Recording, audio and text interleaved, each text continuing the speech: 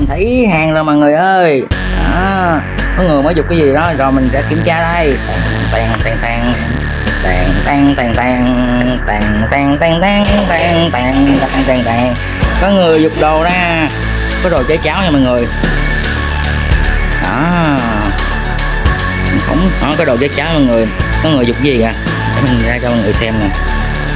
Đây ra vườn cây đây cho mọi người xem cái vườn cây sau nhà đây. Đó, đây hàng em ở đây. Đổ mọi người là gì đây? Đây là cái đồ bắt mũi nha mọi người. Cái đèn nha, bây giờ mình sẽ chế một cái đèn ngủ để cho mọi người xem, hãy comment cho mình nha. Bây giờ mình bắt đầu vô chế nha. Ok bye mọi người.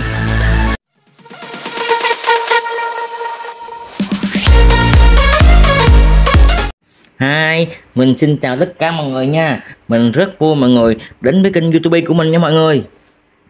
Đây trước mặt mọi người, như mọi người đã thấy đây, đã đầu video mình đã quay cho mọi người cái cảnh mà mình đã nhặt được trước cửa nhà mình mọi người. Cái này nè là người ta bỏ đi á, chắc người ta không xài nữa, người ta bỏ đi nè. Cái này sẵn là mình nảy một ý tưởng, mình chế cái này, mình tận dụng cái này. Cái thiết bị này là cái mà giống như là đuổi muỗi mọi người, cái lại như là cái mà khử, làm cái mùi khử trùng, khử phòng gì đó. Thì nó có cái bình này nè, cắm điện vô có cái bình thì nó đuổi muỗi nha. Thì bây giờ mình sẽ tận dụng mình chế ra thành một cái đèn ngủ nha mọi người. Mình có một cái này nè, chế đèn ngủ. Bây giờ mọi người theo mình nha để mở ra cấu trúc bên trong như thế nào nha mọi người.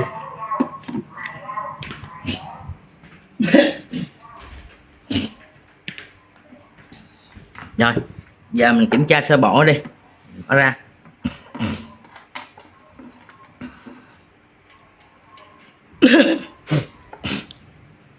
Đây nó có cái ngàm là mọi người.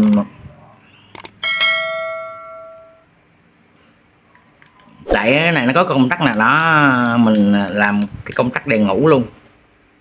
Mình dựa theo mình làm, mình chế cháo. Mình cũng có một cái đèn ngủ mình dựa vô cái nguyên bản của nó nè mọi người. Đó, nó cũng có phích cắm giống vậy đó, mình chế làm cái đèn ngủ.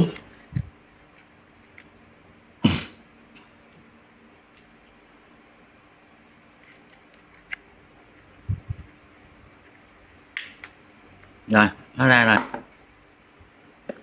Chào ơi, nó ra rồi.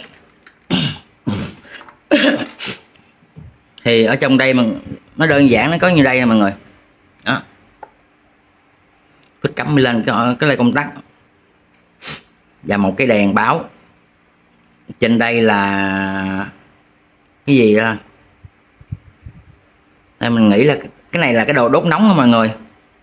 Đây, cái đồ đốt nóng khi mình cắm điện vô á, mình bật công tắc này nè là dòng điện nó sẽ truyền vào đây, nó sẽ đốt nóng cái thanh này lên. Đây là cái thanh đốt nóng nha. Đốt nóng rồi nó sẽ chảy cái giống như là cái hương liệu á, nó sẽ bốc khói, nó bay hơi lên nha mọi người. Nó đuổi muỗi. Này là dùng để đuổi muỗi nè. Bây giờ thì mình sẽ tháo ra, cất đi, mình tận dụng để mốt mình xài khác.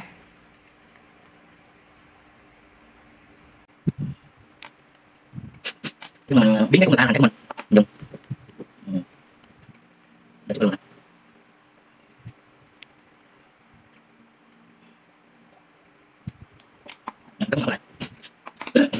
Bây giờ nếu mà mình cắm điện vô thì cái này sẽ nóng nè mọi người. Nó dùng là cái thanh đốt nóng sứ nha. Bây giờ mình sẽ bắt cái bóng đèn vô. Đó, thay vì hai cái sợi của nó thì nó ra cái này, thì mình sẽ bắt cái bóng đèn vô hai cái sợi này nè, thế ngay chỗ cái này nè, rồi mình câu ra đây, mình câu ra cho nó ra ngoài đây.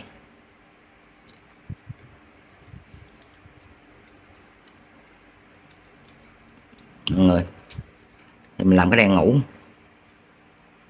thế thôi, chỉ có thế thôi, đơn giản như đang giỡn thôi.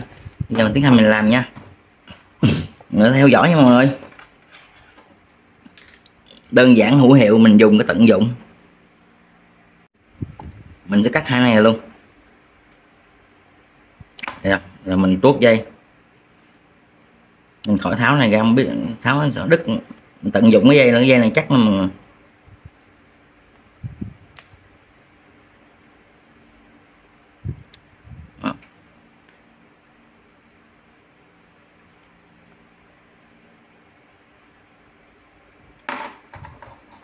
Ở trong đây nó dùng một cái bóng đèn báo nè, nó quăng điện trở, nó báo đèn.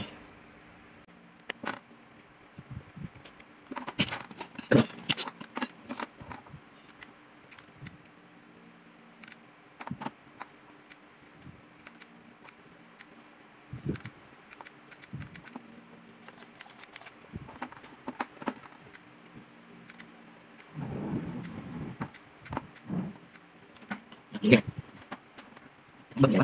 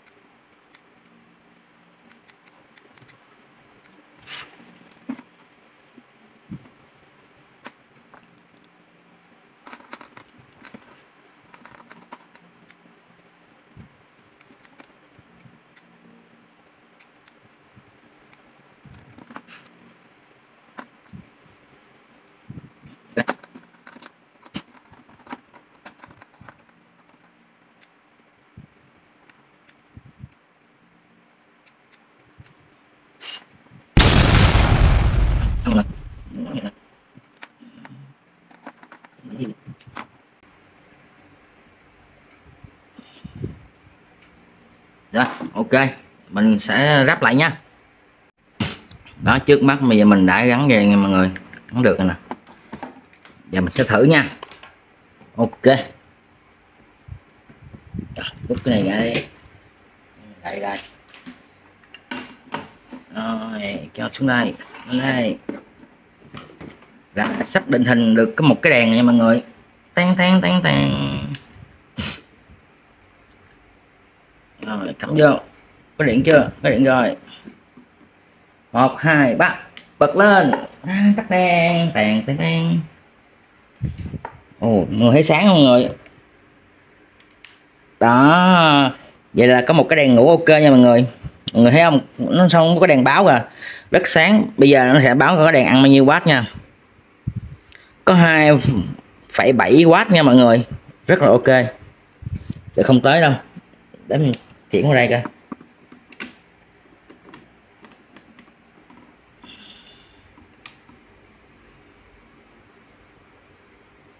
2,6W chính xác. Rồi đó là mình có một cái đèn ngủ xịn sò nha mọi người. Rồi đắt đi. Bây giờ để mình gia cố vô, mình gia cố cho nó lại, cho nó cứng cáp như lại nha mọi người. Mình cho cái này vô nè, thử này nó sáng không, thử vậy nó sáng không nha.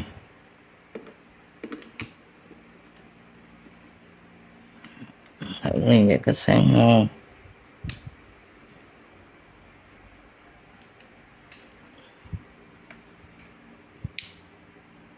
Cũng sáng, nhưng mà cái này để vậy nó sáng hơn. Đó. Ok,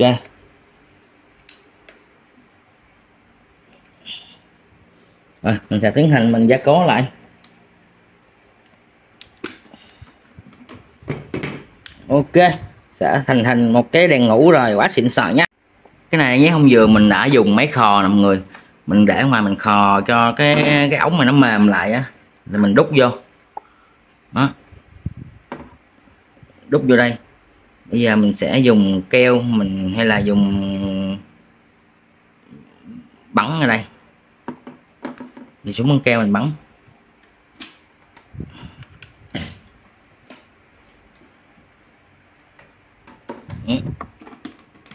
Đây, mình có xuống băng keo đây. Đó.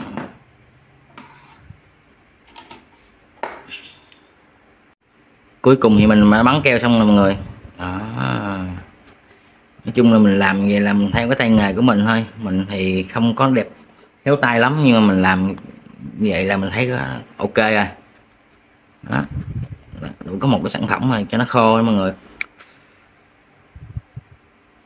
nó khô thì cứng ngắc luôn. Đó. Bây giờ là mình đã có một cái đèn ngủ mình làm cho nhà mình. Đó, theo yêu cầu chế cháo, tận dụng những cái người ta bỏ đi và những cái mình đang có mình làm mọi người. Đây cảm vô, mình sẽ tắt đèn cho mọi người xem. Tắt đèn nha. 1 2. Tối chưa mọi người? Tối rồi, mở ra nha, đi ngủ nha. Đó, người thấy không? Vậy là có một cái đèn ngủ rất là ok, chỉ có 2,6W, quá ok và tuyệt vời nha mọi người. Quá tuyệt vời, quá tuyệt vời nha mọi người. Đó, nhìn kỹ ra thì qua đây mình đã chia sẻ cho mọi người coi cách tận dụng. Như mọi người thấy đó, người ta dục này đi, mình đem về mình chế cháo thành một cái dụng cụ cho mình, thay vì mình phải mua cái này tốn tiền.